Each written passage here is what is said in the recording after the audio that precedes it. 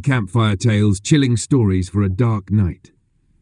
The fire crackled, casting flickering shadows on the circle of wide-eyed campers. The night was heavy with silence, broken only by the distant hoot of an owl and the occasional rustle of unseen creatures in the underbrush. The storyteller, an old man with a voice like dry leaves, leaned forward and began his tale.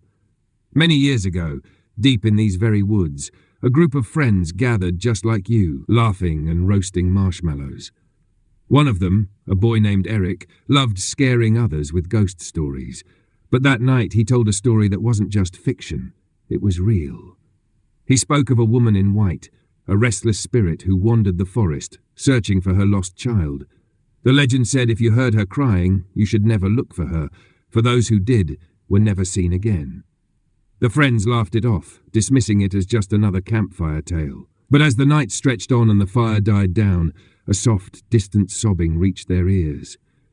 At first they thought it was the wind, but then it grew louder, closer. Against the warnings of the legend, Eric, ever the skeptic, stood up. "It's just someone playing a joke," he said. He grabbed a flashlight and walked into the darkness, his friends calling after him. Minutes passed, then an hour. He never returned. When the rangers searched the woods the next morning, they found his flashlight lying on the ground still on, but there was no sign of Eric. Some say, on quiet nights, you can still hear his voice calling for help, lost in the woods forever. The campers shivered, pulling their blankets tighter around them, but the storyteller wasn't done. He cleared his throat and continued. "There's another tale, one that happened right here at this very campground. Many summers ago, a group of scouts stayed in these same woods. Among them was a boy named Jason, who loved to wander alone despite the warnings of his troop leader. One night, after the others had fallen asleep, Jason heard a soft tapping outside his tent. Thinking it was his friend playing a prank, he unzipped the flap and peered outside. There, just beyond the reach of the firelight, stood a tall, thin figure, its face obscured by the shadows. Jason called out, but the figure didn't move. Curious, he stepped outside, walking closer. That's when he noticed it wasn't standing on the ground. It was hovering, its feet inches above the earth. Jason tried to scream, but no sound came out.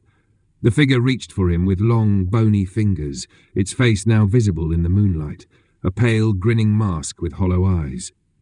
The next morning his tent was found empty, his sleeping bag neatly rolled up. The only clue left behind was a single footprint in the dirt, longer and deeper than any human's. They searched for days, but Jason was never seen again. The fire crackled again, punctuating the heavy silence that followed. One of the campers shifted nervously, looking over their shoulder as if expecting to see a shadow moving just beyond the trees. The storyteller, satisfied with their discomfort, smirked and leaned back. "But perhaps the scariest story of all is the one that hasn't happened yet," he whispered. "Because every time I tell these tales, something strange follows. A twig snapping where no one is standing, a whisper carried by the wind, a shadow moving when no one is there. Some say the spirits listen to these stories, and when their names are spoken, they awaken." Just then, the wind picked up, making the trees sway and the flames flicker. A distant crack sounded in the darkness, like a branch breaking underfoot. The campers huddled closer, their breath quickening. One of them laughed nervously. "Nice try, old man," he said, though his voice wavered. But the storyteller only smiled and gazed into the darkness behind them. "You might want to check behind you," he murmured. No one dared to turn around.